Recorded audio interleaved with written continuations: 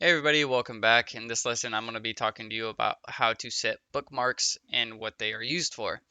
So when source code files start to get large in line number terms, so like say for instance, this one has a very large file of right about 757 lines of code, right? So that's a pretty large file.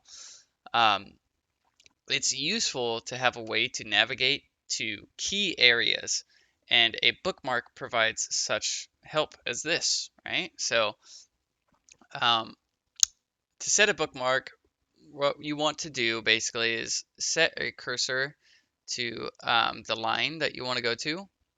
So let me go down here, and you can right click and select Bookmark Toggle. I actually have to go right up to it. So set Bookmark Toggle, and then we could do it to a couple of other of them, or other ones. Let me just do a couple of different lines here. I'm going to do one here, and I'll do one here as well. All right, so now say we want to toggle between these, just so we can jump to the code quickly, you can hold Control on your keyboard and press either comma or period to navigate between them. So now I can switch between them to jump exactly where I need to go.